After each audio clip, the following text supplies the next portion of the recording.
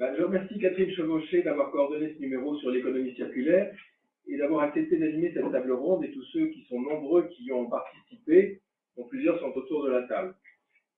D'abord, pourquoi ce numéro des Annales des Mines et cette table ronde? J'y vois trois raisons majeures, l'une structurelle, l'autre d'actualité, et la troisième liée au cadre légal et à son évolution en cours.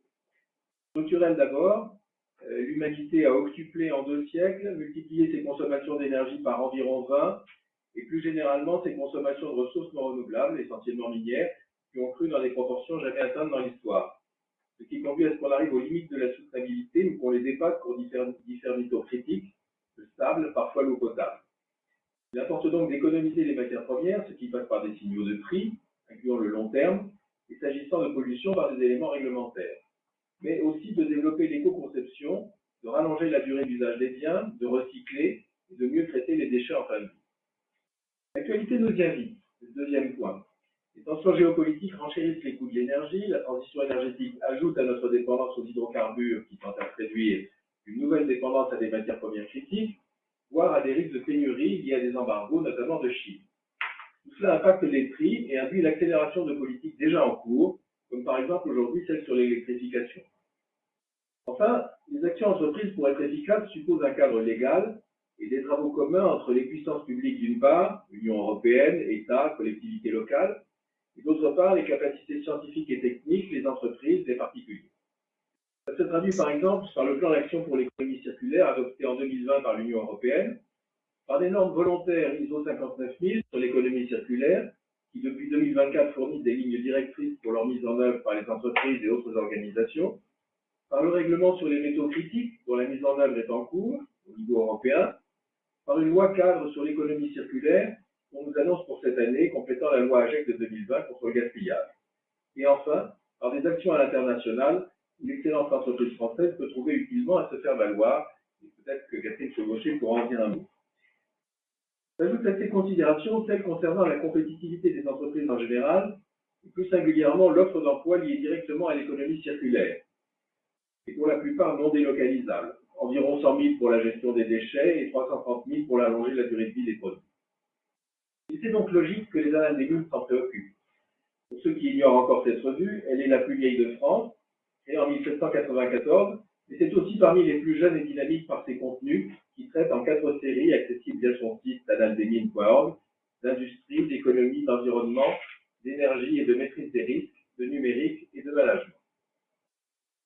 Pour vous parler d'économie circulaire, nous aurons Frédéric Denise, architecte à l'agence Archipel Zéro, Sandrine Devey, référente de l'axe observation, prospective et aide à la décision à l'agence d'urbanisme et de développement de la région Flandre-Dunkerque, Mathieu Néo, directeur des services techniques de la ville de La Madeleine, Sylvie Artic-Dugelet, directrice opérationnelle du campus des métiers et des qualifications Industrie circulaire de la mobilité, et Daniel Valory, chargé du programme sur la biodiversité des forêts de l'UEF Flandre.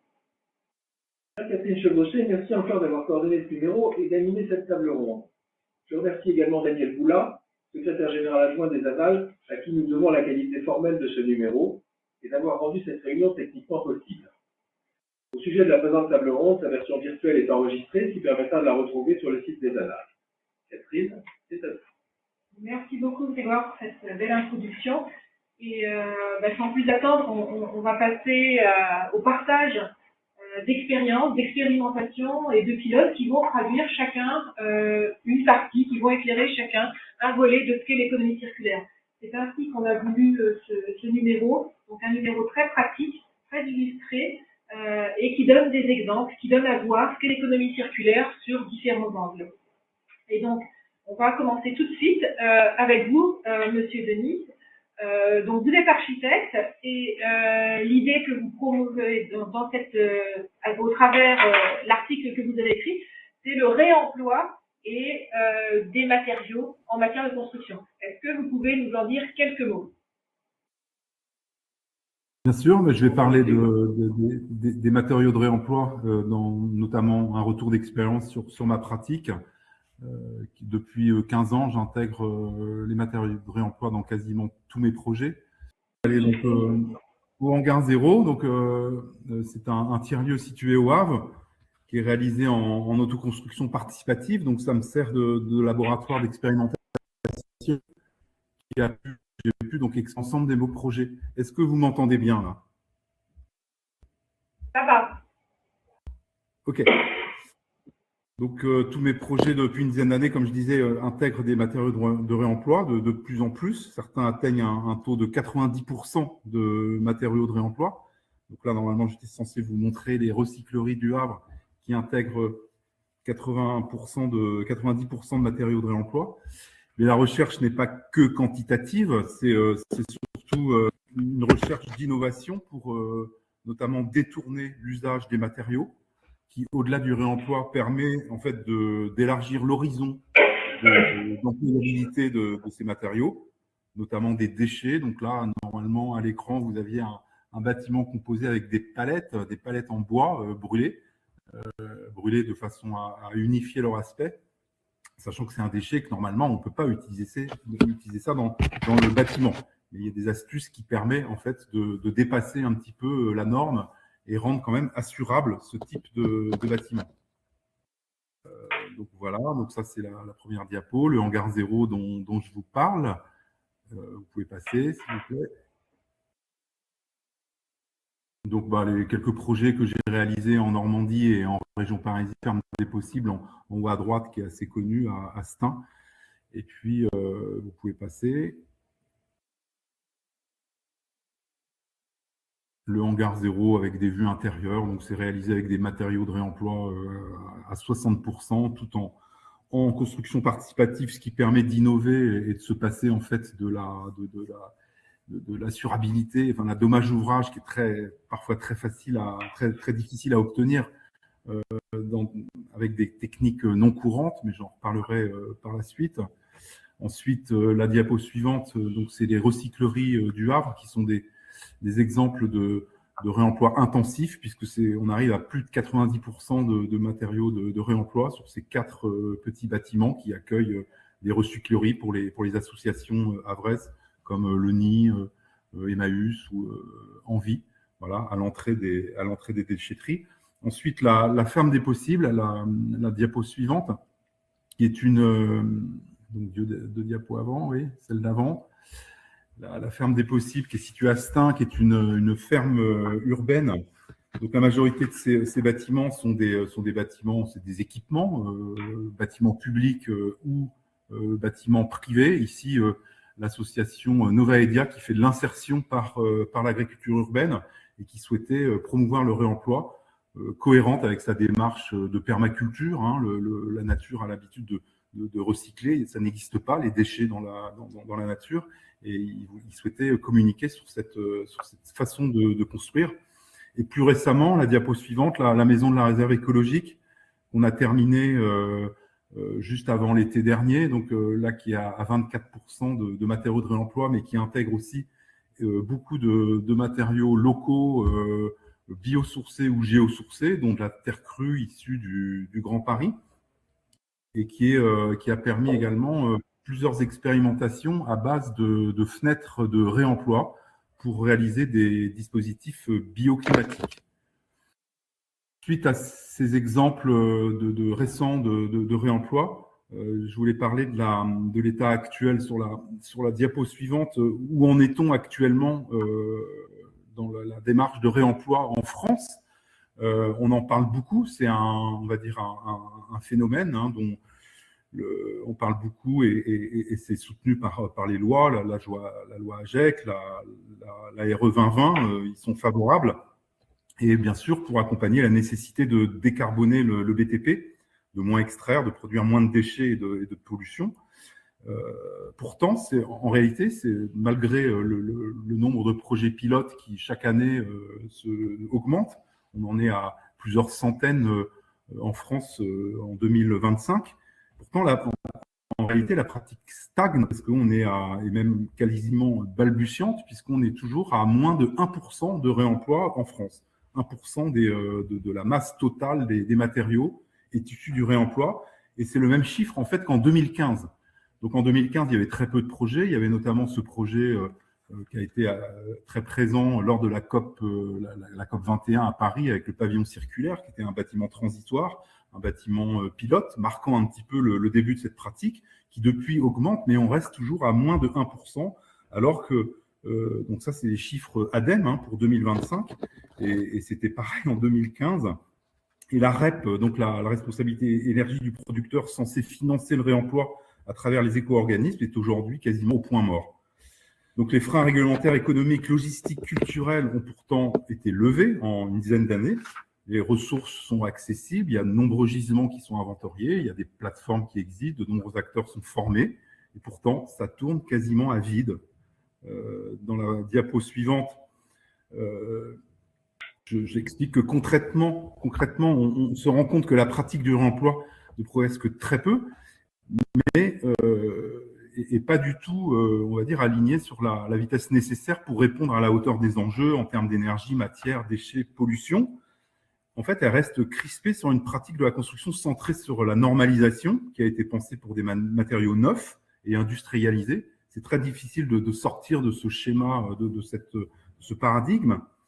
Alors, il y a quand même une tentative de la part de tous les acteurs dont je fais partie de créer un cadre référentiel qui n'existe pas d'un point de vue légal ou administratif ou quoi. C'est vraiment les pratiquants, les acteurs du réemploi qui créent ce référentiel en se basant toujours sur un besoin de normalisation avec des process qui reposent sur la traçabilité des matériaux et leur requalification. Mais du coup, cette pratique de tentative de normaliser complexifie beaucoup la pratique, nécessite de nombreux acteurs et de nouveaux rôles qui renchérissent en fait les coûts du réemploi. Dans la diapo suivante, non, c'est toujours la même diapo, élargir l'horizon du réemploi.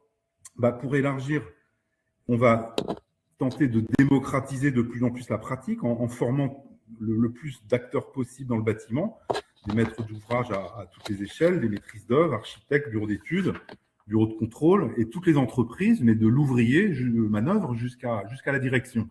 C'est vraiment tous les acteurs qu'il faut emmener dans la pratique. Donc, grâce également à des diagnostics territoriaux qui ont été initiés comme sur le territoire de Plaine Commune avec l'expérience métabolisme urbain qui est un succès et qui se généralise peu à peu à tous les territoires. En tout cas, les territoires en ont l'intention. Et également pour élargir l'horizon d'employabilité en changeant l'usage des composants, comme ici sur la photo des anciennes fenêtres sur un de mes chantiers qui ont été employées comme mobilier, porte de placard ou luminaire. Les fenêtres sur la maison de la réserve écologique utilisées en dispositif bioclimatique, qu'on ne pourrait d'ailleurs pas réaliser avec des menuiseries neuves, puisque ça serait trop cher. Donc là, on voit une valorisation mutuelle entre le réemploi et une approche bioclimatique low-tech, et en ne se limitant pas aux seuls composants du bâtiment, comme pour les palettes des recycleries, ou avec les hublots de machines à laver, voilà, qui sont là pour réaliser une surfaçade sur l'une des recycleries au Havre, et qui ne sont pas des produits du bâtiment. Donc, diapo suivante. Et surtout, cet élargissement de la pratique, en fait, n'aboutira pas, malgré tous ces leviers, si on ne lève pas les freins normatifs, et particulièrement la loi Spinetta, qui fait porter la responsabilité décennale sur les seules épaules des constructeurs, en oubliant les maîtrises d'ouvrage, même quand elles souhaitent elles-mêmes prendre part à leurs responsabilités. Il va falloir donc revoir la notion de technique courante, assurable en décennale, et de techniques non courantes, donc non assurables, catégorie dans laquelle est rangé le réemploi par défaut. Un moyen serait de relancer et de simplifier le permis d'expérimentation, le permis d'expérimenter ou le permis de faire de la loi LCAP 2016, censé assouplir les normes, mais quasiment jamais utilisé car trop complexe. Donc en attendant ces assouplissements, il nous reste soit à faire du réemploi facile, entre guillemets, très restreint à quelques composants simples à réemployer, hors champ réglementaire et sans enjeu assurantiel, comme les sanitaires, les chemins de câbles, le mobilier, etc. Là, il n'y a pas vraiment d'enjeu. On peut aller aussi davantage vers le réemploi in situ, c'est-à-dire lors de la rénovation d'un bâtiment, on réemploie les composants qui sont déjà présents, et donc on maîtrise beaucoup plus facilement sans surcoût la traçabilité et la logistique.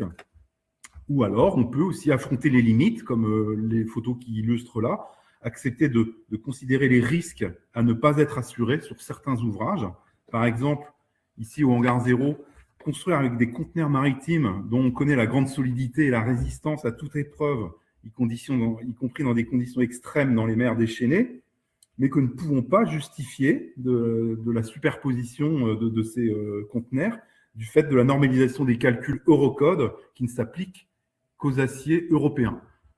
C'est de l'acier américain assemblé en Chine, on ne peut pas les appliquer théoriquement, on ne peut pas empiler des conteneurs comme ça en France pour les habiter. Donc ça illustre parfaitement l'absurdité de ce frein, qu'en réalité une analyse de risque succinct suffit à lever en désobéissant à la norme, je dis bien désobéir à la norme ou la dépasser.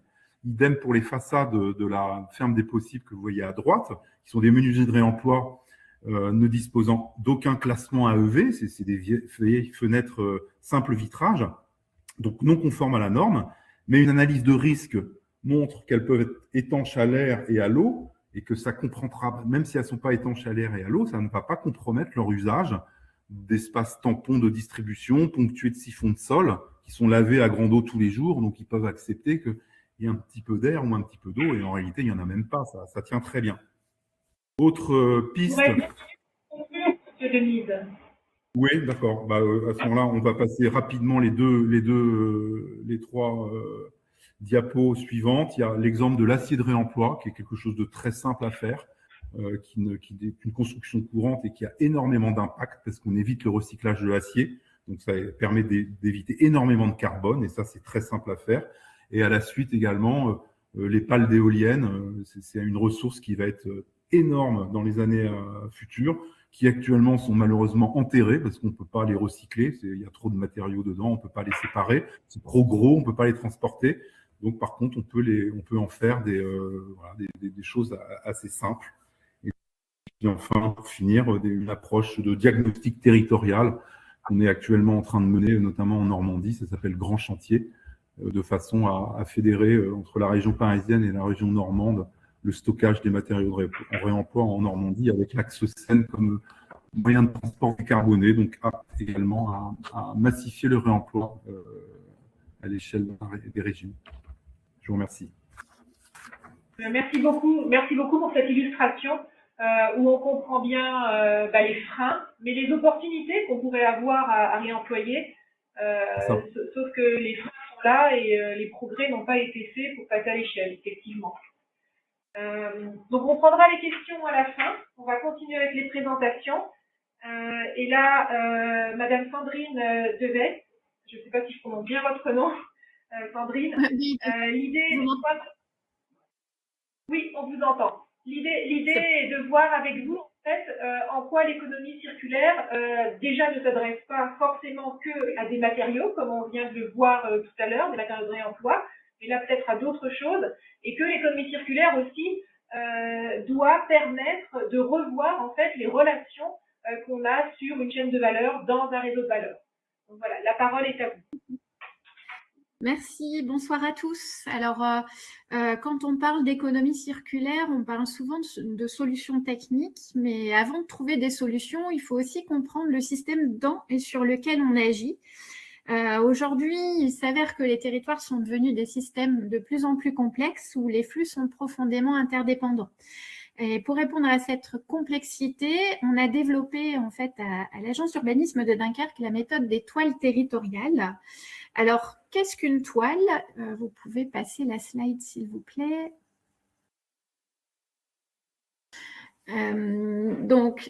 Finalement, c'est très simple. Il suffit de représenter sur un schéma que vous voyez ici à l'écran l'écosystème pour voir comment ensuite on peut venir l'améliorer.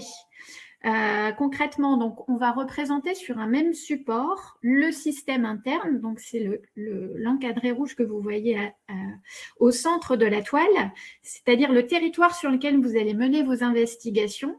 Le système externe qui se situe de part et d'autre de ce système interne, c'est-à-dire les territoires alentours, plus ou moins proches ou éloignés avec lesquels vous allez pouvoir avoir des interactions. Les différents acteurs qui vont figurer dans ce système, les réseaux, les nœuds logistiques et surtout des flux. Mais l'enjeu principal, ce n'est pas de faire un schéma, c'est plutôt de rendre visible ce qui ne l'est pas et de montrer les interdépendances entre les acteurs et ces différents écosystèmes. Et c'est précisément à cet endroit-là que va commencer l'économie circulaire. Alors, pourquoi on a développé cet outil dans le Dunkerquois? Slide suivante.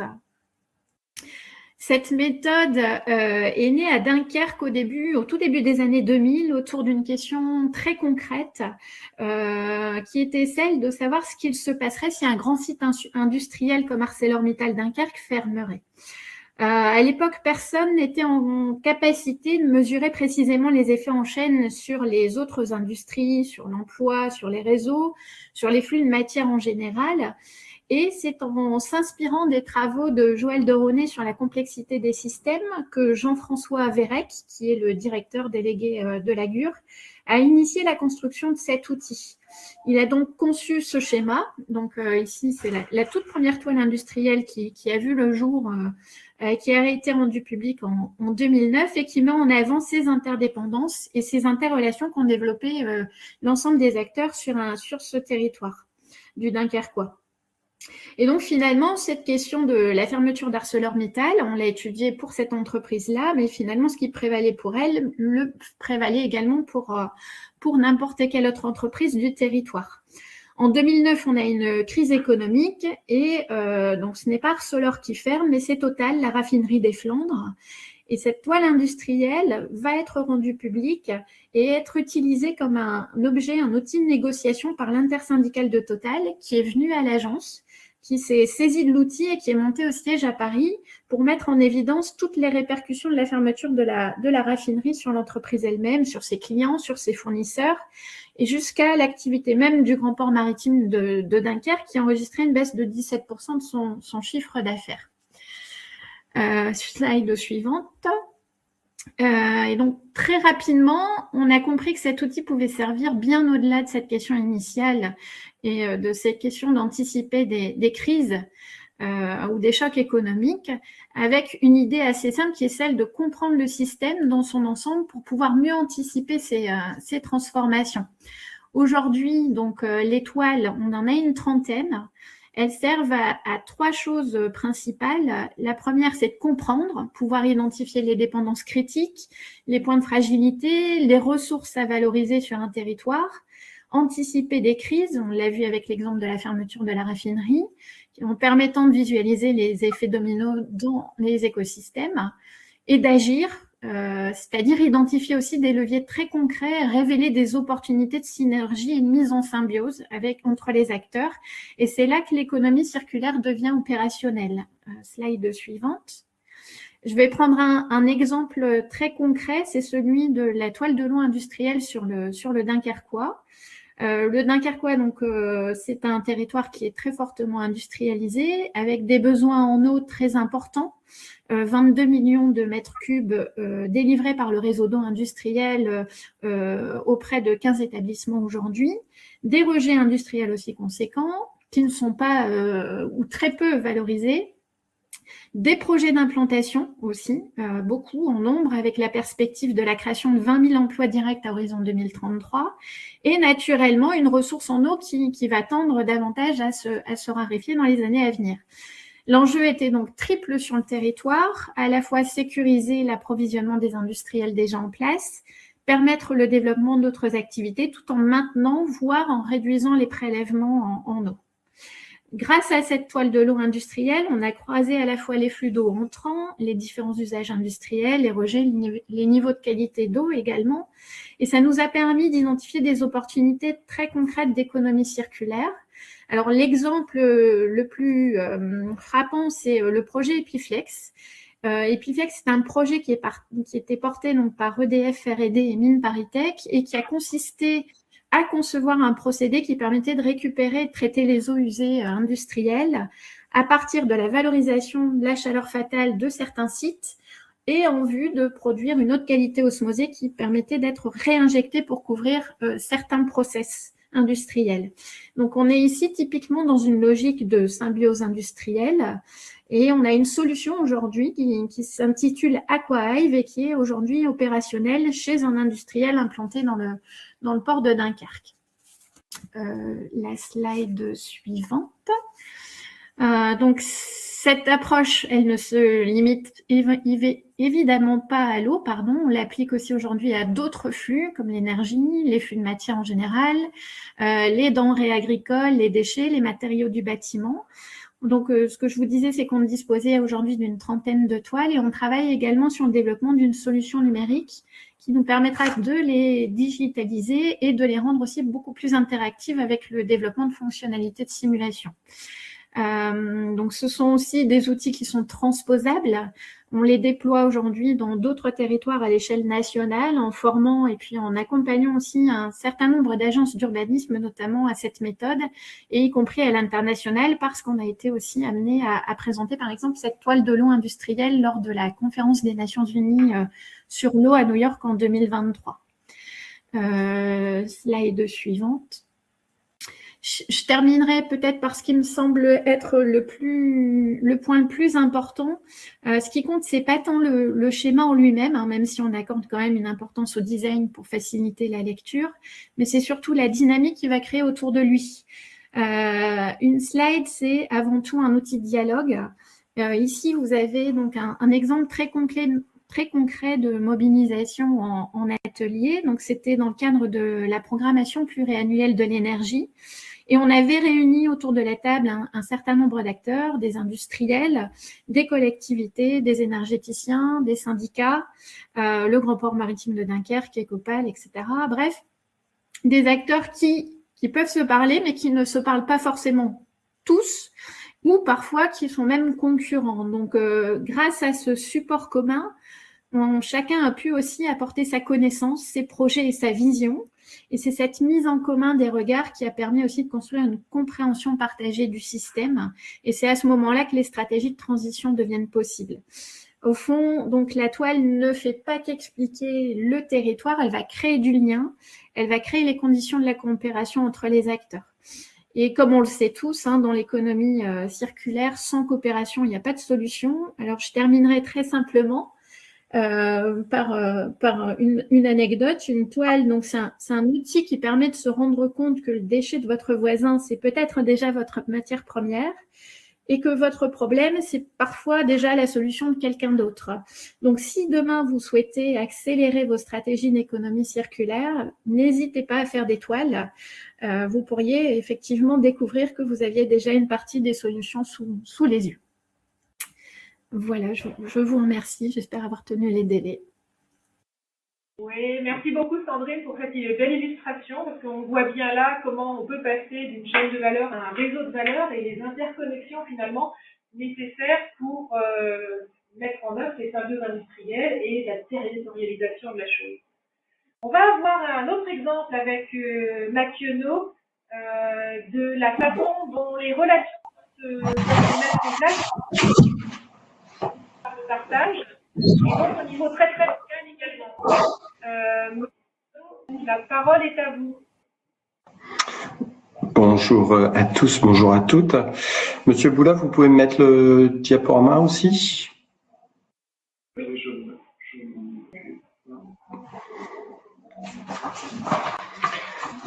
Moi, je vais vous parler en fait d'un exemple très concret de mise en place d'un objet d'économie circulaire qu'on a appelé l'outil E-Tech. Voilà, donc le principe est assez simple. La slide d'après, s'il vous plaît. Donc en fait, l'idée, c'est bien de modifier le meilleur déchet, c'est celui que l'on ne produit pas. Et donc le fameux passage de l'économie linéaire vers une économie circulaire, on a beaucoup évoqué à présent avant la notion de recyclage. Et là, moi, je vais être sur une notion de partage et de réemploi, c'est-à-dire comment on peut multiplier l'usage d'un produit, d'un outil, plutôt que de multiplier les produits à faible usage.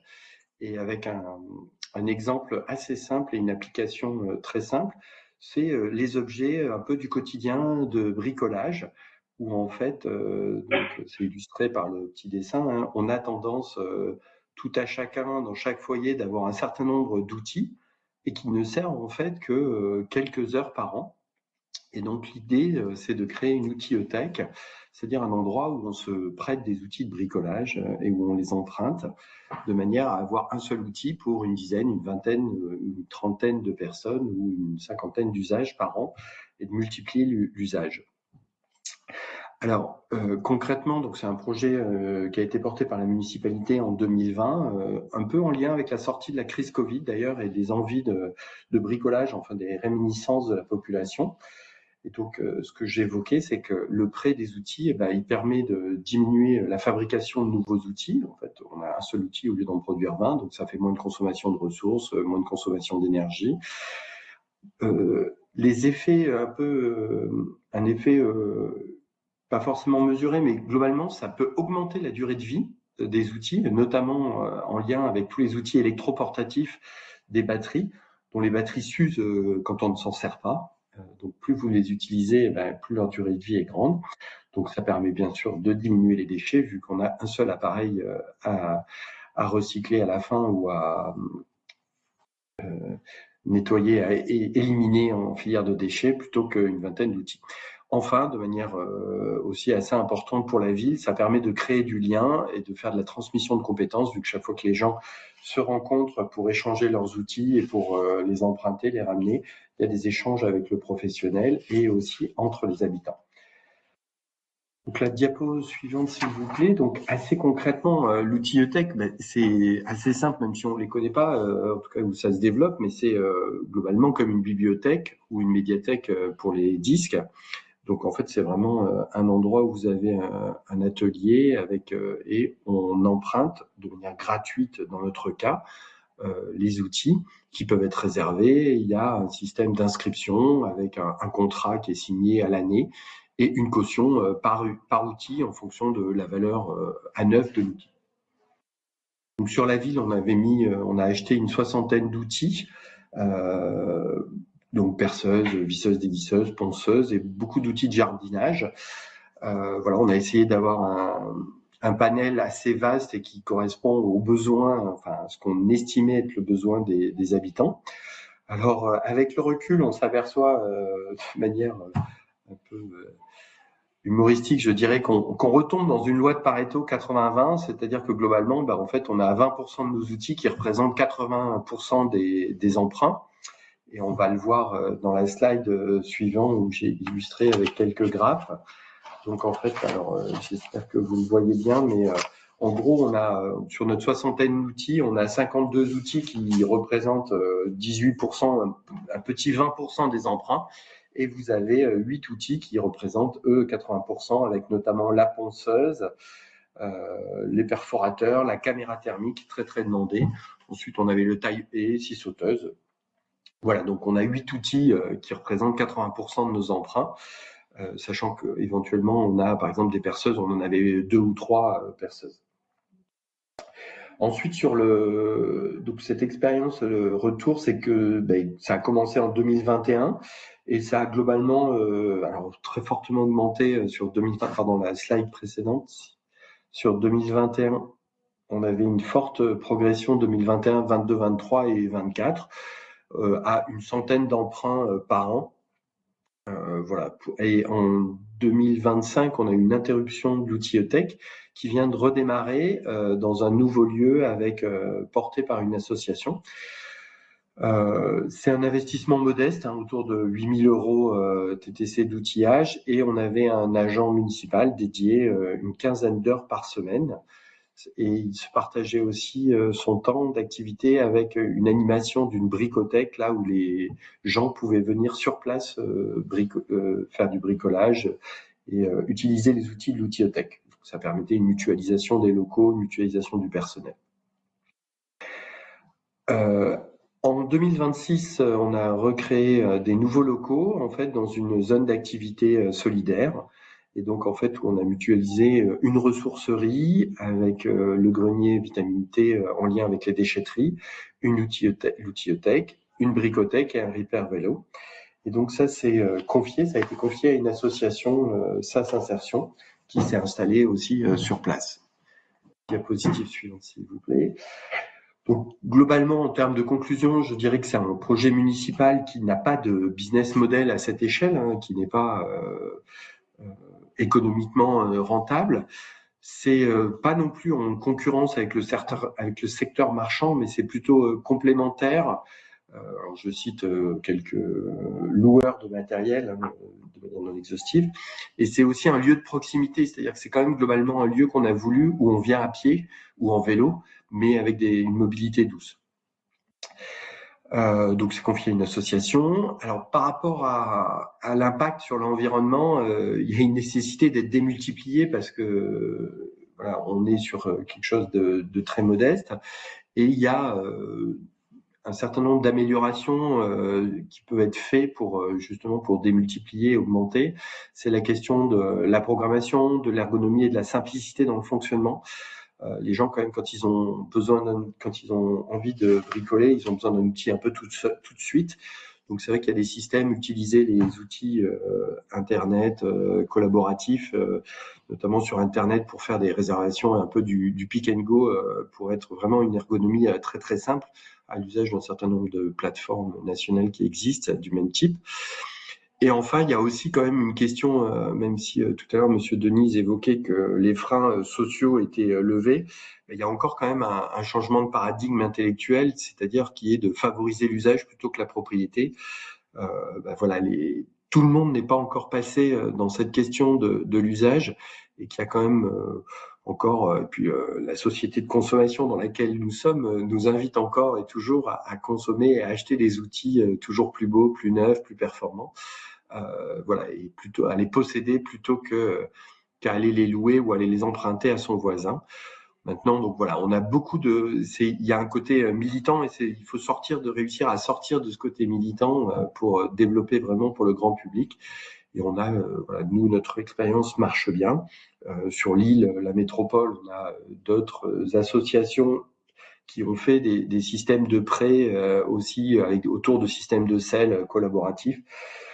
Et c'est quelque chose qui devrait se développer, mais qui doit effectivement vraiment changer cette notion de paradigme intellectuel et que ce ne soit plus un acte militant, mais juste un acte du besoin qui permet de ne pas stocker d'outils sur place chez soi, de les avoir toujours en fonctionnel et pas au bout d'un an s'apercevoir que la perceuse ne marche plus parce que les batteries sont HS.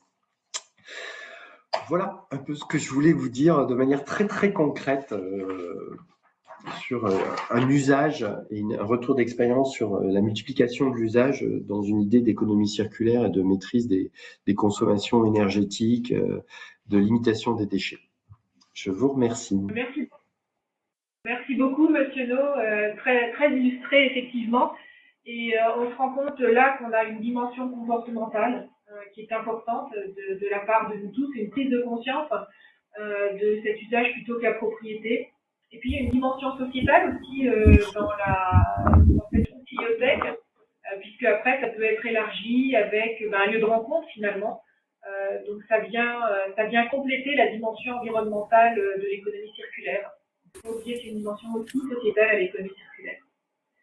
On va passer maintenant à Sylvie Artic-Dugenet, et où là on va aborder encore une autre dimension de l'économie circulaire, qui va être la dimension liée aux compétences. Et en fait, à l'évolution des compétences, à l'accompagnement de l'évolution des compétences quand on parle de passer d'un modèle linéaire à un modèle circulaire. C'est à ton tour. Bonjour à tous, et je veux bien moi aussi que les slides soient présentés, s'il vous plaît. Alors moi j'en ai peu, donc je vais peut-être parler plus en illustration de ce que je voulais présenter. Donc, je suis pilote d'un campus industrie circulaire de la mobilité qui a pour vocation de développer les compétences, les futures compétences en fait de l'industrie de l'automobile, dont les métiers évoluent très franchement, très significativement du fait d'un double phénomène. Le premier est, je veux bien les slides s'il vous plaît, le premier est la chute très forte, massive depuis quelques années déjà, depuis le post-Covid de la vente des véhicules neufs. Et je vois que c'est difficile, c'est ça? Et le deuxième phénomène, donc je continue pendant que vous essayez de les passer. Et le deuxième phénomène, en fait, donc parallèlement à la chute des véhicules neufs, de la vente des véhicules neufs, pardon, il y a une augmentation justement tout à fait constante et forte de la vente des véhicules d'occasion. Et le fait de toucher à ce point au produit a une conséquence immédiate, a un impact sur les emplois. Et voilà pourquoi on s'intéresse au sujet des compétences. Et alors pourquoi on s'intéresse au sujet des compétences, et notamment en matière d'économie circulaire? Précisément parce que l'avenir de l'automobile va passer en partie par de l'intégration de l'économie circulaire dans l'ensemble de sa chaîne de valeur.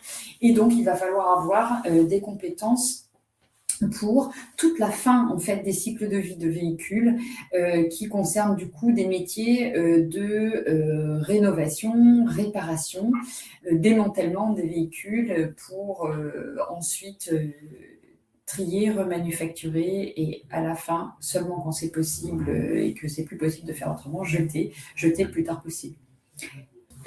Si je poursuis, et justement ça aussi c'est quelque chose que je peux dire à l'oral parce que je n'ai pas prévu de présentation sur ce point, ce que je vais dire est le fait qu'on ait monté un campus de l'industrie circulaire, de la mobilité, précisément pour préparer à ces compétences et avoir des formations qui préparent à ces compétences de demain, on peut même dire d'aujourd'hui. C'est un projet qui s'appuie sur le projet Refactory du groupe Renault. Le groupe Renault avait une usine située à Flins, près de Mantes-la-Jolie, dans le 78, qui fabriquait des véhicules neufs, ou qui en a fabriqué en tous les cas jusqu'au 1er avril 2024. Et en 4 ans, l'objectif du groupe Renault a été justement de transformer ce site industriel qui, clairement, perdait de l'argent en fabriquant certains des véhicules électriques de la gamme, a été donc de transformer ce site industriel totalement en un site dédié à pas la fin de vie, mais en tous les cas au cycle de vie intégrant l'économie circulaire, donc en allongeant le cycle de vie du véhicule, en mettant en place en fait des activités de rénovation, de réparation, de démantèlement. Et en parallèle de ça, et c'est ce qui en fait un projet pionnier, c'est comme ça que nous avons construit un campus de l'économie circulaire, c'est d'avoir maintenu la totalité des emplois sur le site, soit 2000 postes.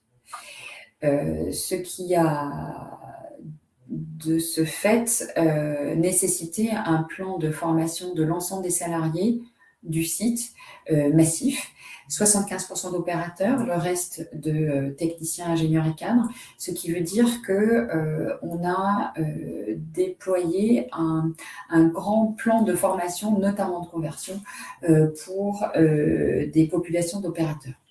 Voilà.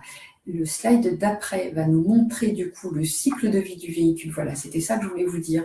Donc en fait, quand on décompose le cycle de vie du véhicule, comme tout produit industriel, hein, là je prends l'exemple de la voiture, du véhicule, parce que c'est l'exemple majeur de Refactory, mais on pourrait dire que l'expérience de Refactory peut se déployer pour n'importe quel type de produit industriel. Donc en gros, les nouveaux métiers qui vont apparaître pour la partie véhicule, c'est quand on commence la boucle en haut, l'éco-conception avec l'analyse du cycle de vie et de la fabrication additive. Puis, quand on passe dans le cycle de vie normal du produit neuf, pour le coup, on est dans les nouveaux usages de la mobilité, de la même manière qu'on vient d'avoir des nouveaux usages en partage sur de l'outillage. On sait très bien que dès aujourd'hui, la mobilité urbaine a beaucoup bougé et elle va encore évoluer, avec beaucoup plus de véhicules en partage, notamment des véhicules, mais c'est vrai pour un tas de modes de transport. Ensuite, alors quand le véhicule commence à avancer dans son programme de vie, il devient plus fragile, on va dire, entre guillemets, donc on a besoin de le rénover pour le faire durer plus longtemps et à un certain stade de le réparer. Donc, on va trouver ici les métiers de rénovation et de réparation qui sont donc sur le troisième pilier là en bas. Rénovation intérieure ou extérieure du véhicule, mécanique aussi. Il y a un ouvrier derrière là qu'on a voulu représenter exprès derrière ce petit véhicule avec des outils, parce que là, ce qu'on a constaté ici, comme le pilier d'après d'ailleurs, c'est c'est que on ne fait pas de l'industrialisation et un passage à l'échelle en économie circulaire comme on a pu faire pour du neuf. Je m'explique. En fait, pour tout produit à rénover ou à réparer, peut-être que certains d'entre vous ont déjà ça en tête, mais pour tout produit à rénover ou à réparer, on ne peut pas mettre en place une cadence industrielle à la même échelle que ce qu'on connaissait pour le neuf. Et c'est ça la transformation majeure dans laquelle nous nous trouvons aujourd'hui en industrie. C'est-à-dire qu'en fait, rénover et réparer demande aujourd'hui encore de fortes compétences manuelles parce que l'automatisation de ces étapes-là ne sait pas se faire encore réellement. Voilà, en tous les cas, clairement pas à la hauteur d'une échelle industrielle comme on a connu jusqu'ici. Donc peut-être que ça viendra, peut-être que l'intelligence artificielle, pour faire référence à elle, nous y aidera. C'est pas sûr. En tous les cas, à ce stade, c'est pas mûr pour le passer réellement à l'échelle. C'est la même chose, ou à peu près, sur le démantèlement des véhicules hors d'usage. Donc là, on est vraiment sur la fin de vie, donc c'est le pilier d'après. Ce n'est pas rien pour un constructeur automobile d'aller sur du démantèlement. Or, il va falloir qu'ils le fassent, tous et de plus en plus, parce que d'abord, ils vont en être responsables. Ils le sont de plus en plus. La réglementation qui arrive là, en 2026 sur le plan européen va nous y contraindre, mais aussi parce que c'est une nécessité. Et donc, le démantèlement, là, pour un constructeur de véhicules, ça a l'air de rien, mais en fait, on sait construire des véhicules, on ne sait pas les déconstruire. C'est beaucoup plus complexe que ce qu'on imagine. Et derrière ça, derrière le démantèlement, il y a le dernier pilier, ils sont intimement liés tous les deux, le tri et la valorisation de la matière. En fait, pourquoi on ne sait pas démanteler correctement aujourd'hui? Précisément parce que à ce stade, on a encore besoin de bien apprendre et de diffuser un savoir beaucoup plus large sur comment trier de la matière, comment la valoriser et faire en sorte que la fin de vie des véhicules dans la chaîne de valeur soit mieux représentée. Slide d'après. Alors, je vais illustrer du coup avec deux slides. Un slide qui est sur la reconversion, en fait, globalement, des compétences liées à la filière automobile. Dans ce campus des métiers et des qualifications qu'on est allé chercher, alors, c'est un campus, j'aurais pu parler aussi du modèle du campus des métiers et des qualifications. Sachez que c'est un dispositif public, national.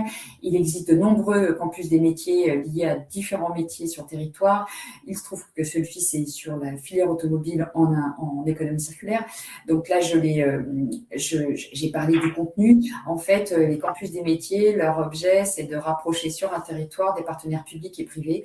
Et c'est ce qui est très intéressant, justement, dans le fait de le mettre en place et de le faire émerger. C'est ce qui est très difficile aussi, je ne veux pas le cacher. Alors, pour rester sur le fond des métiers, nous avons accès, il y a trois domaines qui sont issus très clairement de ce que je viens de vous montrer. Le véhicule électrique et son écosystème. Alors, je vais vous faire grâce du détail de toutes les formations ou de tous les métiers qui pourraient être représentés derrière, sachant qu'en plus, même la liste exhaustive, même nous qui sommes dedans, je pense qu'on n'est pas capable de l'adresser. Tout ceci évolue énormément et vous qui êtes intéressés ou dans l'économie circulaire, vous devez le voir aussi. Donc, dans le véhicule électrique et son écosystème, ce que nous travaillons, c'est principalement le diagnostic et la réparation, bien sûr, des batteries de traction. Aujourd'hui, les batteries chinoises, elles sont collées, donc on est incapable de leur trouver une seconde vie ou même de les réparer. Et on sait très bien faire techniquement. Donc, le sujet là, c'est pas du tout un sujet technique, c'est un sujet de coût et de comment on transitionne, où est-ce qu'en fait on met les bornes du calcul de coût. Et ça, j'y viendrai juste après, dans le slide d'après, pour vous dire que les contrôleurs de gestion et la manière de compter est clé dans les compétences qu'il faut développer. À la fois dans les compétences et du coup dans la prise de conscience.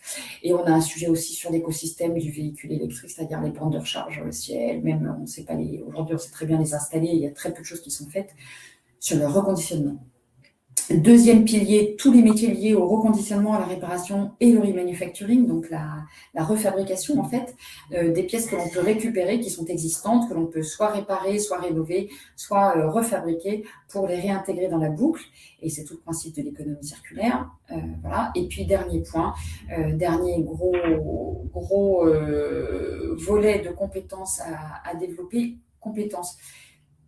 Moi, j'ai envie de dire connaissance avant compétence même, mais en tous les cas, c'est connaissance, compétence, le démantèlement et la valorisation de la matière avec les métiers de l'éco-conception, bien sûr, tout en amont, des métiers du démantèlement, les matériaux, les tri et déchets. Derrière ces piliers-là, bien sûr, il y a des métiers techniques avec des métiers d'opérateurs, des métiers de techniciens, mais il y a tous les métiers d'ingénieurs qui vont soit travailler sur le produit en éco-conception, mais aussi sur la méthode, c'est-à-dire sur le process industriel. Voilà pourquoi ça, c'était le slide sur les métiers techniques industriels. Et dernier slide, et j'en aurai terminé juste après, vous dire que, comme peut-être vous le savez et vous le voyez dans vos univers, l'économie circulaire est une transformation peut-être nécessaire, c'est sans doute enfoncer une porte ouverte que de le partager avec vous aujourd'hui, mais en tous les cas, c'est une transformation systémique. Et ce que l'on voit bien dans l'organisation et qui est très clair dans l'exemple, en tous les cas, que je viens de citer de Refactory sur le site de Flins du groupe Renault, c'est qu'on ne peut pas mener un projet de transformation, même en imaginant qu'on va travailler sur des produits et des process, sans avoir des fonctions support qui sont en lien avec et qui sont justement en support et en développement avec les produits industriels et les process industriels à développer. Et alors là, je cite les 4 piliers. J'ai cité tout à l'heure gestion et finance. On ne peut pas faire d'économie circulaire et de transformation à l'échelle si on n'a quand même pas une manière différente d'aborder les coûts et la chaîne de valeur.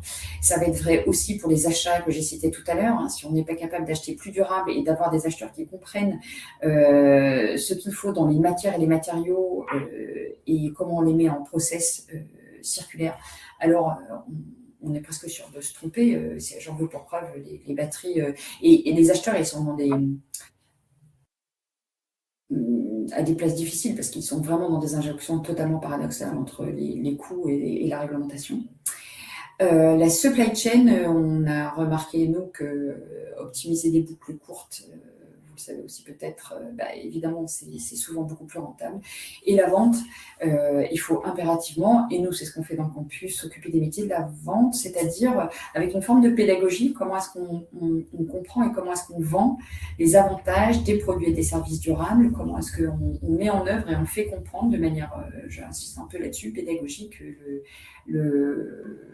la valeur en fait qu'on a dans un produit qui a été conçu et fabriqué de manière circulaire.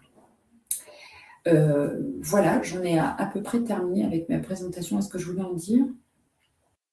Merci beaucoup Sylvie, merci beaucoup. Donc on comprend là qu'avec cet exemple supplémentaire, qu'on a des transformations nécessaires, bien sûr focalisées sur les compétences, pour accompagner une transformation d'organisation vers un nouveau modèle en fait.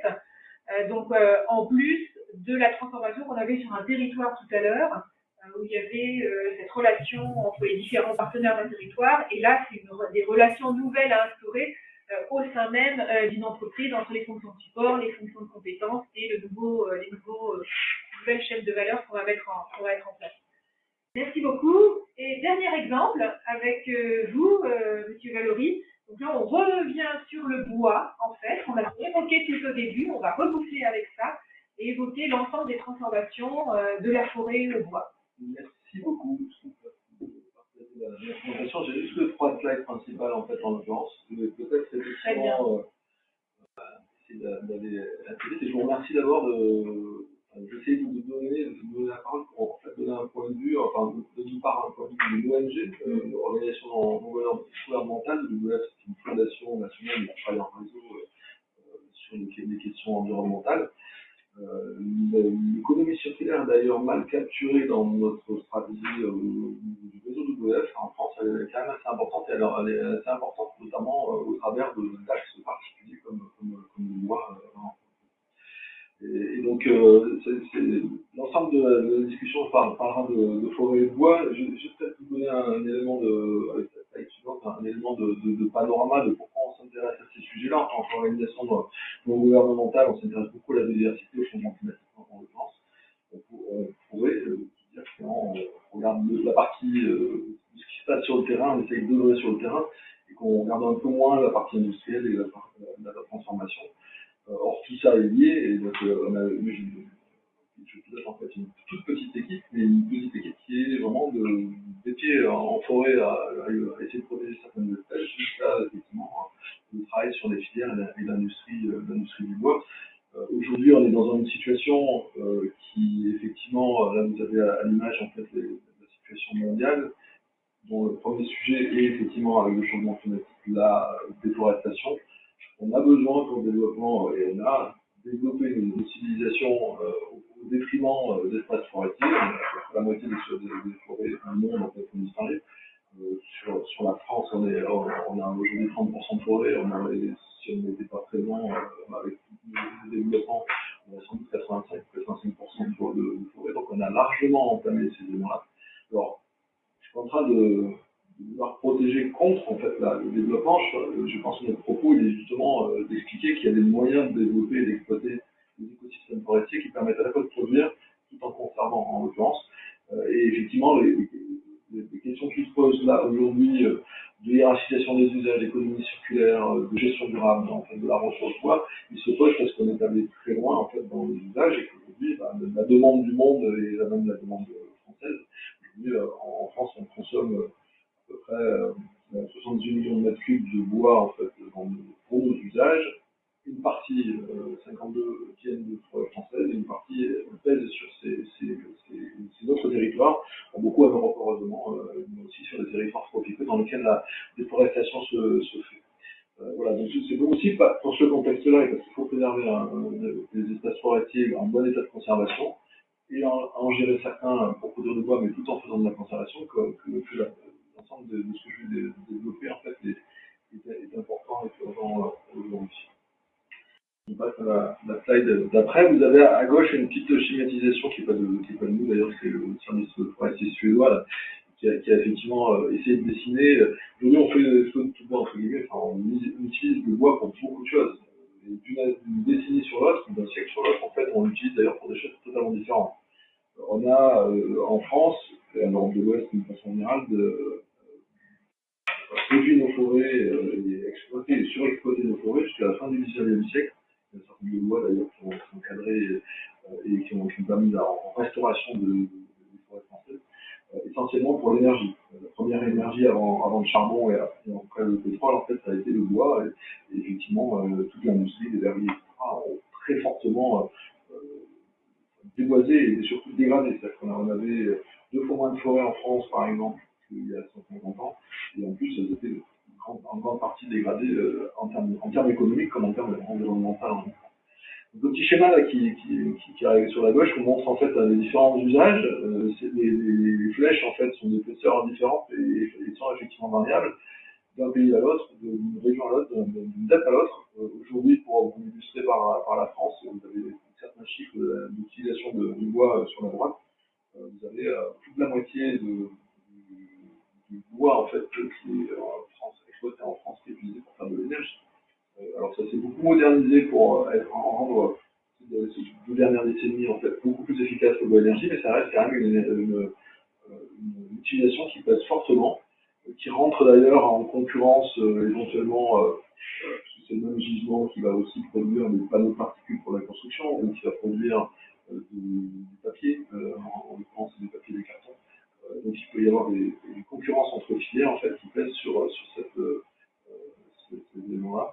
Et sur les filières, sur le schéma de gauche, juste se rappeler qu'il y a quand même un certain nombre de filières qui se développent fortement, de biofuel, d'utilisation du bois pour fabriquer des tissus, pour fabriquer un certain nombre de fibres, en fait, en l'occurrence, pour remplacer justement le pétrole, à partir desquels on le fait, et qui va mettre potentiellement, si on développe fortement ces filières-là, et c'est légitime, une pression supplémentaire sur la forêt.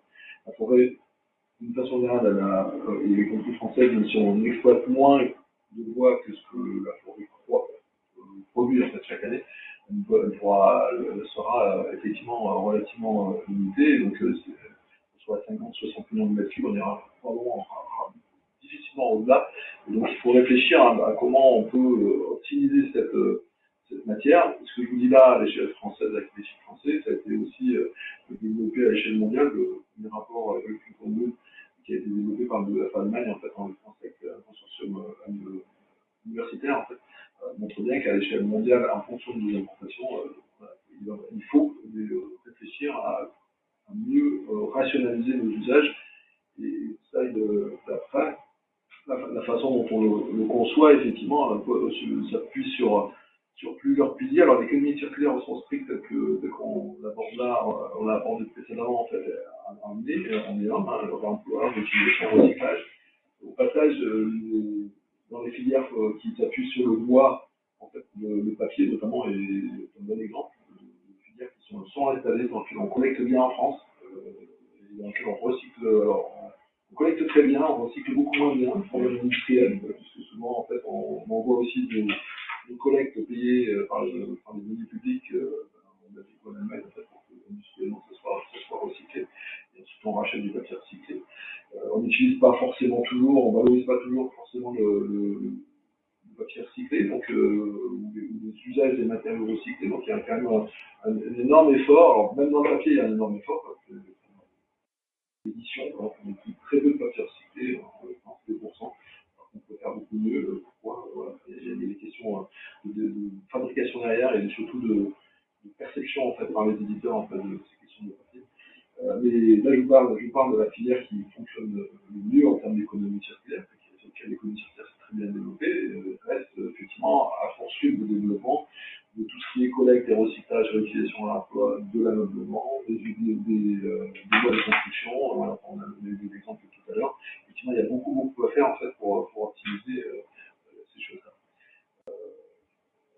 Les autres piliers, effectivement, il y a une réflexion sur la sobriété. Aujourd'hui, je voudrais prendre un exemple quand même sur effectivement la réduction du gaspillage.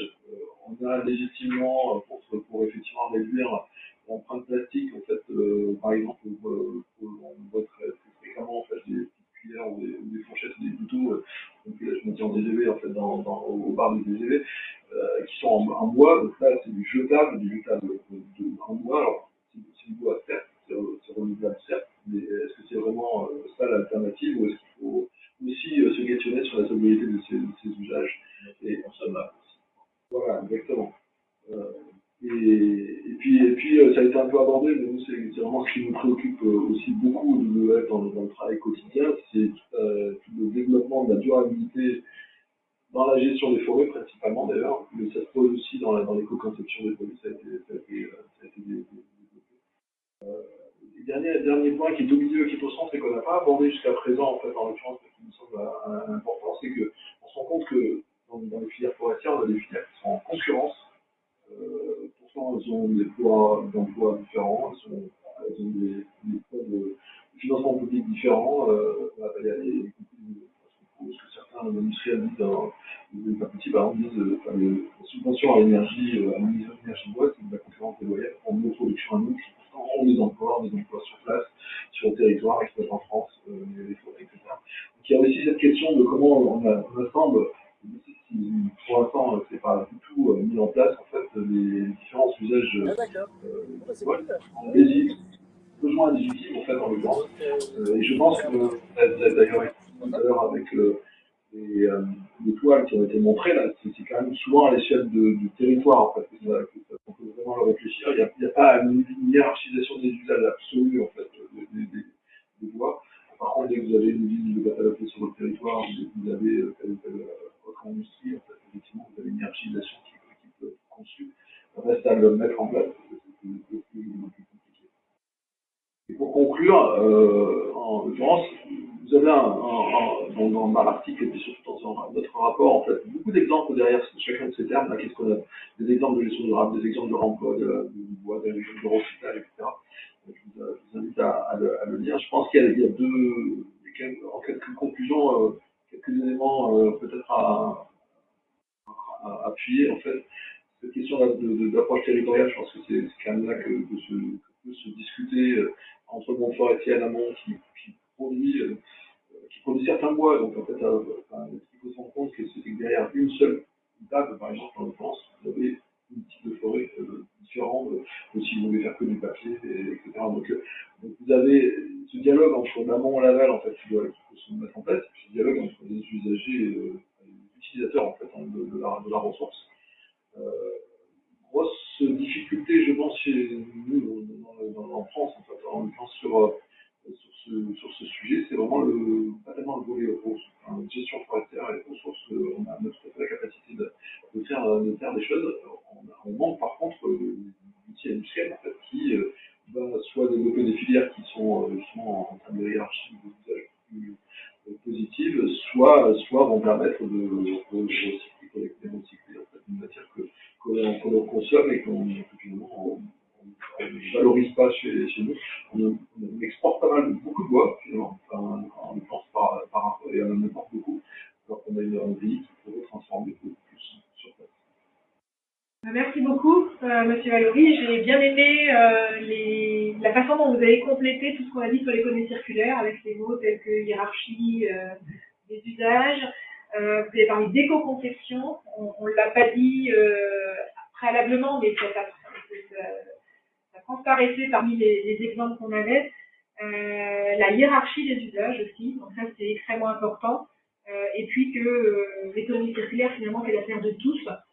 Parce que là, on a vu plusieurs exemples portés à la fois par du privé, par du public, par des organisations non gouvernementales, on se rend compte, et puis nous-mêmes, ça nous questionne nous-mêmes, ça questionne nos comportements.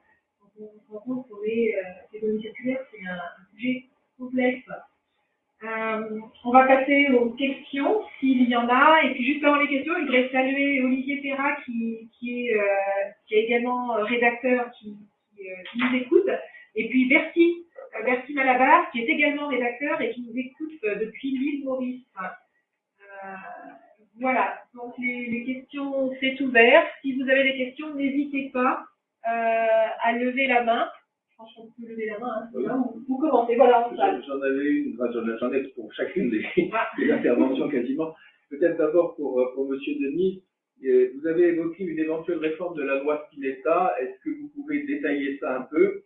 Et d'autre part, sur la question de la formation des artisans, qu'est-ce qu'il y a à faire qui puisse améliorer la perception de l'usage des matériaux recyclés ou réutilisés? Alors c'est une vaste question. Sur la loi Spinetta, bon, elle est assez complexe. Elle date de 1978, je crois. Elle est dans la loi sur l'architecture. C'était pour protéger en fait les maîtrises d'ouvrage, enfin notamment les particuliers au moment de la construction de pavillons qu'on construisait partout en France, et il fallait protéger ces maîtres d'ouvrage qui n'étaient pas sachants, on va dire, de constructeurs indélicats. Donc, on faisait porter pendant 10 ans, bien sûr. Là, et là, il n'y a rien à dire là-dessus, hein, sur la responsabilité décennale. La façon dont la loi a peut-être été un peu déviée, c'est le fait que on considère encore maintenant qu'un maître d'ouvrage professionnel comme un promoteur ou des services techniques d'une collectivité territoriale ne sont pas sachants. C'est-à-dire que même s'ils veulent faire du réemploi absolument et prendre leur part de responsabilité par rapport au fait que ce soit des techniques non courantes, eh ben, ça ne marche pas. Ça sera toujours les architectes et les entreprises, c'est-à-dire les constructeurs, qui seront responsables à la fin. Donc évidemment, ça bloque. Dans le métier, on est quand même un petit peu, on va dire, vous savez, parapluie, bretelles, etc. C'est quelque chose qui est partagé dans tout le bâtiment, et c'est normal. On manie des millions d'euros. Enfin, c'est toujours des sujets très très très importants en termes financiers. Donc tout le monde est très prudent. Mais c'est sûr que sur des sujets comme ça qui remettent en cause les façons de faire et puis la notion de risque, enfin, on oublie complètement ce qu'est le risque. On n'accepte plus le risque. On ne fait porter aucun risque sur les assurances, qui sont des produits financiers. Enfin bref, on pourrait en parler des heures, hein, mais c'est ça le lien avec la loi Spinetta. Quant aux artisans et les constructeurs, les former, bah c'est en fait généralement les entreprises sont assez ouvertes, même si elles se plaignent des changements incessants dans la façon de construire, avec les réglementations qui s'accumulent. Ça a commencé par la réglementation incendie dans les années 70, après les réglementations d'accessibilité, ensuite les réglementations thermiques, etc. Tout ça s'additionne et finit par faire du bâtiment quelque chose de très complexe en accumulant toutes les normes, les DTU, etc. Mais en fait, le réemploi, c'est quelque chose d'assez évident. C'est quelque chose, en fait, c'est une pratique qu'on a oubliée pendant quelques décennies au XXe siècle. Mais le réemploi existe depuis toujours. Et on a l'impression de découvrir quelque chose de nouveau, alors que c'est totalement quelque chose qui a toujours été pratiqué, sauf pendant voilà une ou deux générations, on va dire, depuis l'après-guerre.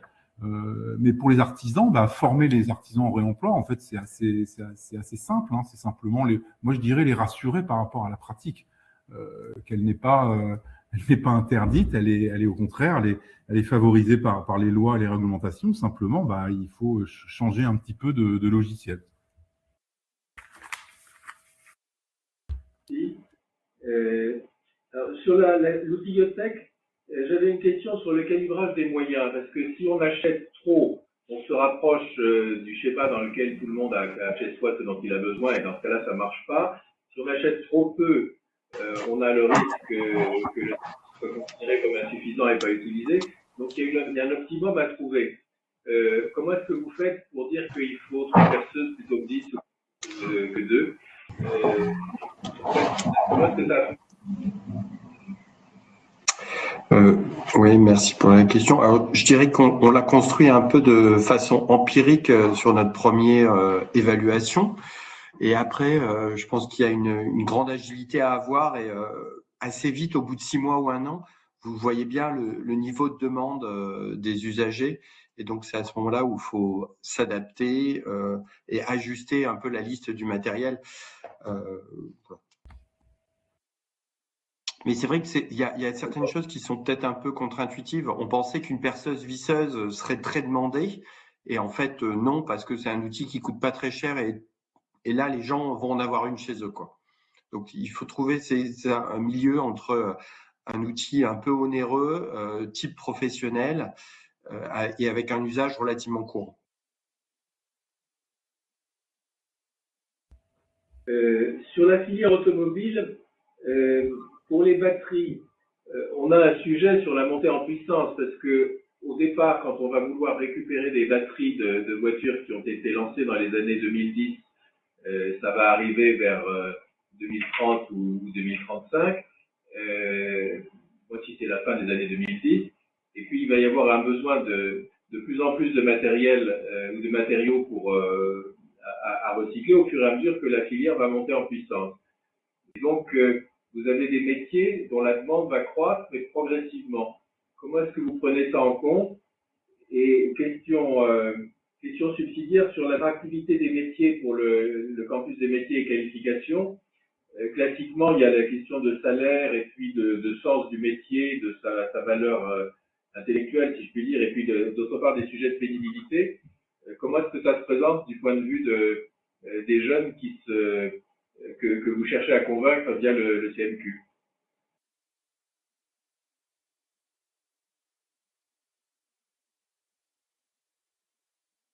Sylvie? Sylvie est partie. Tu as entendu la question? Non, a priori, elle est toujours là.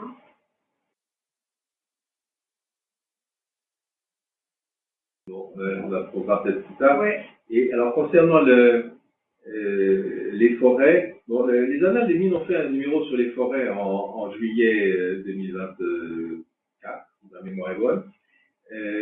Il y a un sujet sur l'ameublement que vous avez évoqué, c'est qu'effectivement, on exporte des grumes vers la Chine et puis elles reviennent sous forme d'ameublement. C'est pas très bon ni pour la valeur ajoutée, ni pour l'environnement, ni pour le commerce extérieur, enfin tout ce qu'on veut, ni pour l'emploi. Il y a quand même des questions de coûts qui se posent. Il y a un sujet écologique qui sont les cols, parce que quand on veut réutiliser des meubles en termes de si on veut les utiliser, enfin si on veut les brûler à la limite, c'est pas faisable parce que la colle pollue. Et si on veut la réutiliser pour d'autres usages, ça pose aussi des problèmes de ce point de vue-là. Est-ce qu'il y a des solutions techniques qui permettent de s'abstraire progressivement de ce genre de problème? Alors, je ne suis pas spécialiste d'école en fait. C'est notamment pour les agglos. Enfin, mais... je suis pas spécialiste d'école, mais ce que les industriels disent, c'est qu'effectivement, alors c'est là où c'est le problème sur le Volkswagen, c'est que les co-constructions, il faut forcément développer des co-constructions. Si à un moment donné, je pense que dans tous les sujets, y compris l'automobile dont on parlait, tout est lié. En fait. Effectivement, il y a un sujet aujourd'hui certains panneaux particuliers pour pourraient utiliser du papier. Ils ne le sont pas à cause de ça. Donc voilà, ça, c'est effectivement un frein. Certains, enfin, de ce que j'en comprends, les chimistes en fait en France sont en capacité de faire des coques qui aujourd'hui sont pas la même, tout à fait le même potentiel, tout en ayant une durabilité moins. Après, sur la première partie de l'intervention de la question, c'est vrai que on a un bilan de la financière de la balance commerciale du bois, de la sortie de filière bois, en fait, c'est négatif. On est un grand pays européen, c'est le quatrième pays européen en termes de forestier. On pouvait effectivement beaucoup mieux valoriser. Souvent on dit qu'il faut exploiter plus en fait en cette forêt. Je pense que la solution n'est pas là, elle est dans valoriser mieux. C'est-à-dire qu'effectivement, il faut que la valeur ajoutée soit faite en France. Et pas qu'on ait un peu une approche de développement, puis on voit la ressource et qui rachète le produit fini et le développé. Ne serait-ce que déjà au niveau européen, beaucoup de choses qui partent à l'Allemagne ou en Italie, en Pologne. Et en Pologne et au Portugal. Et ça, c'est des questions essentiellement de coûts salariaux. Parce que les coûts salariaux sont à 6 euros par dollar au 15, ça fait quand même une grosse différence. Est-ce qu'on a des questions au niveau des personnes qui sont là à distance? Non. Moi, j'ai une question pour Sandrine, pour l'exemple des toiles. Et c'est quelque chose dont on n'a pas parlé en fait jusqu'à présent. Cet exemple-là nécessite une acceptation du partage de la donnée entre les différents acteurs. Et donc, comment ça c'est résolu? Est-ce que vous avez eu potentiellement ce frein-là ou pas du partage de la donnée, puisqu'on va avoir différents acteurs autour d'un même sujet, et jusqu'où on est prêt à partager sa donnée pour favoriser des symbioses, en fait. En fait, bon là, vous avez vu vraiment des visuels qui étaient très petits, hein, mais on imprime, nous, nos toiles sur du format A0. Et en fait, chaque entreprise, donc nous, on les appelle des entités dans le jargon des toiles. Lorsqu'on crée une ébauche de toile, on y met vraiment des informations générales qui ne mettent pas en porte-à-faux les entreprises. C'est-à-dire qu'on va y retrouver donc le nom de l'entreprise, sa dénomination, la nationalité de son groupe, son effectif, la description générale de son activité. Quelques autres pictogrammes liés vraiment à son activité, notamment sur les consommations. Mais on n'ira jamais mettre en difficulté une entreprise. On a malgré tout une base de données qui contient des informations supplémentaires. Dans le cadre de la toile de l'eau, par exemple, on a été amené à réaliser une enquête auprès des industriels de manière à obtenir des données donc un petit peu plus précises et notamment sur les quantités d'eau en termes de rejet ou de qualité.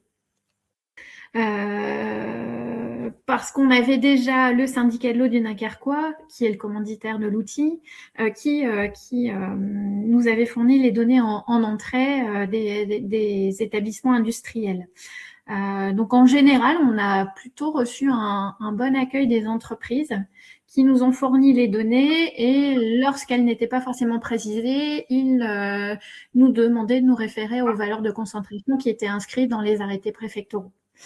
Donc on a des données qui ne sont pas forcément toutes inscrites et qui ne figurent pas dans les toiles, mais avec lesquelles on peut travailler pour justement essayer d'identifier des opportunités de mise en symbiose. Merci Sandrine. On a un commentaire de Olivier Perra. Si vous voulez prendre la parole, pas de souci, M. Perra. Allez-y Catherine, je posais simplement la question en commentaire de savoir si afin de faciliter la co-construction des toiles, car ça ne doit pas être un ouvrage, ça ne doit pas être un effort solitaire, manifestement il faut que ce soit co-construit et il y a peut-être pour faciliter ce type de co-construction intérêt à avoir une sorte de normalisation volontaire, avec toutes les souplesses que cela permet pour faciliter l'homogénéité des pictogrammes, l'analyse, voire les différences de lecture, parce que on a bien compris qu'il pouvait y avoir de la confidentialité associée à ce type de choses, mais la confidentialité ne doit pas empêcher le partage de ce qui peut être partagé. Donc je posais simplement la Oui. question, s'il y a des acteurs intéressés, pourquoi pas? Oui, alors vous avez parfaitement raison. Dans le cadre d'une convention de partenariat qu'on avait, qui est encore en cours avec l'ADEME, on a édité un livre blanc dans lequel on rappelle les principes fondamentaux de la méthodologie d'étoiles. Et on est amené à accompagner un certain nombre de territoires, notamment des agences d'urbanisme. Donc il y a à peu près sur le territoire national un petit peu plus d'une vingtaine d'agences d'urbanisme sur les 52 en métropole et outre-mer qui ont été soit sensibilisées, soit formées, soit accompagnées, parce qu'on met également en place des missions d'accompagnement pour les territoires qui souhaitent se lancer dans la construction et l'animation de ces outils.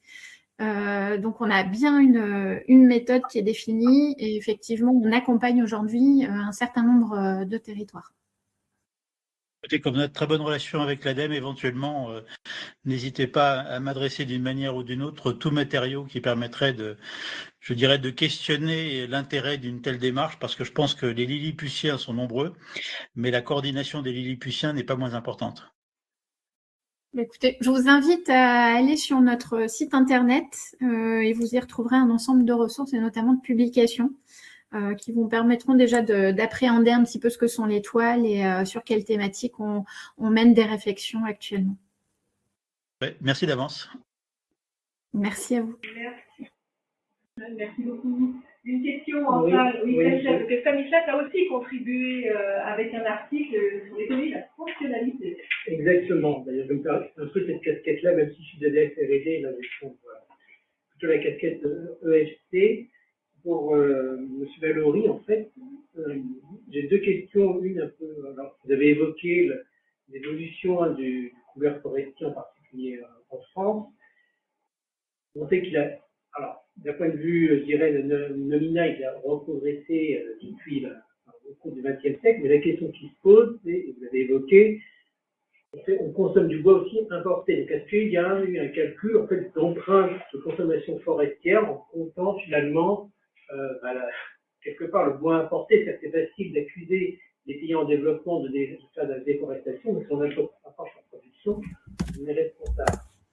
La deuxième question, c'est par rapport au volume, à la hiérarchisation des usages et finalement à la question des boucles d'économie circulaire, des emplois au recyclage.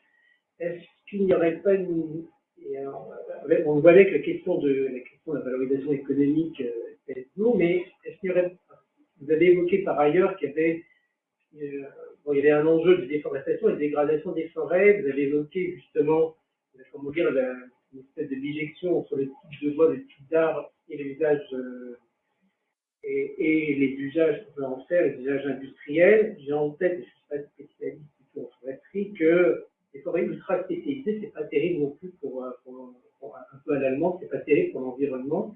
Est-ce qu'il n'y aurait pas une solution quand même dans cette hiérarchisation des usages d'intégrer une valorisation des services écosystémiques pour justement voir si, par rapport à mon usage de bois, est-ce qu'il tient la route par rapport à la dégradation des services écosystémiques liés à la consommation d'une forêt, d'une parcelle de forêt tellement existante. Je commence par la deuxième question, en fait, parce qu'effectivement, c'est d'ailleurs un sujet que le WWF travaille très concrètement sur un programme qui s'appelle Nature Impact, qui essaye de financer par des mécénats d'entreprises et donateurs du WWF, en fait, des gestionnaires qui voudraient faire une gestion qui bénéficie certes à ça c'est une logique qui est valorise en fait dans la loi, mais qui effectivement produit de l'intérêt général, production de l'eau, production de la diversité, la publique, et qui pour lesquels ne sont pas rémunérés. Donc on a très concrètement en place, nous on fait un programme qui peut être par an, en fait, en l'occurrence, qui peut être amélioré à montrer que c'est possible, en fait. Et il y a des discussions au niveau européen, il y a d'ailleurs un rapport aussi d'une inspection agriculture et environnement sur les PSE forestiers. En fait, on voit bien que c'est un sujet qui monte en fait et qui sera amélioré. Alors est-ce que c'est financé financement public du charbon, ce genre de choses, en fait, voilà, peut-être que c'est encore à discuter, mais il y a un vrai sujet, parce que aujourd'hui, le gestionnaire forestier, il fait un certain nombre d'actions qui lui coûtent, sur lesquelles il a un revenu qui est la vente de la chasse et du bois, en fait, c'est le seul élément. Et aujourd'hui, s'il veut travailler plus pour le cadre général que diversification, plus aussi les actions monétaires pour adapter les réchauffements climatiques, il n'a pas forcément les moyens de le faire. Après, sur la question de l'empreinte d'une situation de grade, oui, on consomme 70 millions de mètres cubes de bois en France. La perspective à 2050, c'est 90 millions, si on continue les usages, c'est beaucoup. On en produit 52. On peut peut-être arriver à 60 millions de mètres cubes de bois exploités sur le territoire national, mais ça sera difficile d'aller au-delà de toute façon, sans avoir un impact justement sur les autres usages en fait, et les environnementales. Donc aujourd'hui, on consomme beaucoup plus que ce qu'on peut livrer, on peut reproduire. Notre empreinte est au-delà de la production en fait, biologique. Donc d'où l'intérêt aussi de regarder plus précisément la durabilité de ce qu'on importe, d'où est-ce qu'on importe, par rapport à la déforestation, les règlements de loi de l'Union européenne, les déforestations de l'Union européenne, en fait, sont là pour encadrer les choses, il y a beaucoup de temps à faire en fait, mais voilà, c'est aussi là pour encadrer cette importation, et le fait de réduire les usages, de mieux enrichir les usages, on est une partie de la mission aussi pour on utilise beaucoup de. Pour prendre un exemple très concret, on utilise beaucoup de bois aujourd'hui, plus de 50% en fait, du bois est utilisé pour faire chauffer, pour faire de l'énergie, et surtout en fait, du bois énergie de chauffer. C'est très positif dans des petites unités, c'est un peu moins positif et même négatif en fait quand on parle aux grosses industries du type de Garda et d'autres en fait qui sont produits d'électricité, mais je ne sais pas un niveau très positif. Et en parallèle de ce bois-là, il peut aussi servir à isoler pour ne pas avoir besoin d'avoir moins besoin d'énergie. Donc en fait, là, il y a des boucles, y compris en regardant uniquement le bois, il y a des boucles en fait, d'orientation de la politique qui permet de mieux l'utiliser. Sur la partie. On peut parler un petit peu plus fort pour que les gens entendent. Ouais, je ne sais pas où est le son. Ah là haut, là haut. Sur la partie importation et donc exploitation forestière hors Europe, la France a promu de la politique commerciale européenne justement des critères sur importer que des choses qui soient stables en termes d'exploitation forestière, donc avec des représentations, des règles d'exploitation qui soient convenables. Ça demande bien entendu des vérifications sur place, donc des systèmes de contrôle qui ne sont pas évidents, mais c'est quelque chose qu'on essaie de développer. Bien, on arrive au terme de cette session. Je vais vous remercier tous, avant de vous laisser conclure certainement. N'hésitez pas à lire cette revue, et les autres d'ailleurs, qui sont publiées régulièrement. Et merci à tous les contributeurs, et merci aux questions qui ont été posées, et vive l'économie circulaire. Voilà, la conclusion est toute faite. D'abord, merci pour ceux qui ont participé. Je vous recommande en effet la lecture de ce numéro sur l'économie circulaire et puis quelques autres. Celui sur la forêt que j'ai mentionné, et puis il y en a un sur les plastiques qui est aussi un sujet qui date d'octobre 2025. Nous avons également le numéro de ce mois-ci qui vient de sortir sur la préservation des sols. Donc il y a un autre sujet écologique qui est dans la série verte des Annales. Et il y en aura de nouveaux encore à venir. Merci donc pour cette participation. Et puis, ma foi, la prochaine réunion parlera de tout autre sujet, mais dans une autre série des Annales, c'est-à-dire le quantique et le développement du quantique. Donc, nous sauterons à des activités très différentes, mais également passionnantes. Voilà. Bonne soirée. Au revoir. Merci. Au revoir. Merci, au revoir. Au revoir. Merci pour votre Merci, invitation. au revoir. Bonne soirée.